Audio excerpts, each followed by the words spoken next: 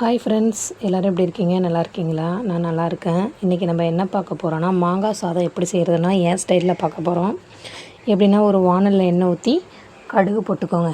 கடுகு போட்டதும் என் பொண்ணு தான் வீடியோ எடுக்குது, அதனால தான் இப்படி சொதப்பி எடுக்குது, எதுவும் நினச்சிக்காதீங்க. ஒரு வானலில் எண்ணெய் ஊற்றி கடுகு போட்டு கடுகு நல்லா பொரிஞ்சதும் கொஞ்சோண்டு கடலப்பருப்பு, பச்சை மிளகா, கருவேப்பிலை, இது மட்டும்தான், வேறு எதுவுமே இல்லை.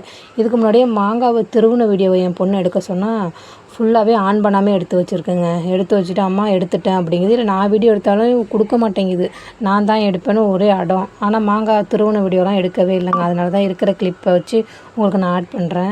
எண்ணெய் ஊற்றி கடலப்பருப்பு, கடுகு, கருவேப்பிலை, பச்சை மிளகா போட்டு நல்லா வதக்குனதுக்கப்புறம் மஞ்சத்தூளும் போட்டு வதக்கிங்க.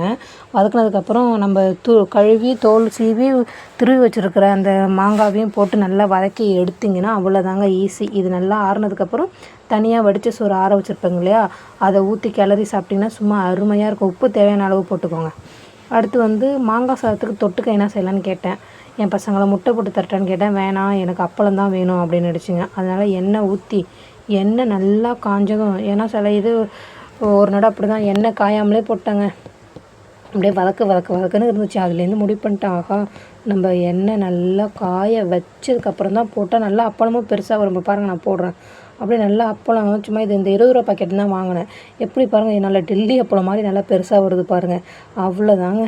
இந்த சாதமும் நல்லா கிளறி இந்த மாங்காய் சாதத்தையும் இந்த அப்பளமும் வச்சு சாப்பிட்டு பாருங்களேன், அவ்வளோ டேஸ்ட்டாக இருக்கும். ட்ரை பண்ணி பார்த்துட்டு எப்படி இருக்குன்னு சொல்லுங்கள். நம்ம சேனல் பிடிச்சிருந்தா லைக் பண்ணுங்கள், ஷேர் பண்ணுங்கள், கமெண்ட் பண்ணுங்கள். மறக்காமல் நம்ம சேனலை சப்ஸ்கிரைப் பண்ணி வச்சுக்கோங்க. அப்புறம் தான் நீங்கள் கொடுக்குற மோட்டிவேஷனில் தான் நான் வீடியோ போட இன்னும் ஆர்வமாக இருக்கும்.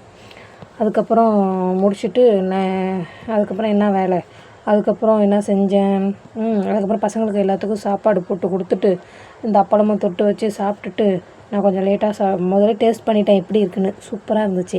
அப்புறமா சரி சாப்பிட்டுக்கலாம் அப்படின்னு சொல்லிட்டு விட்டுட்டேங்க. நம்ம சேனல் பிடிச்சா சப்ஸ்கிரைப் பண்ணுங்கள்.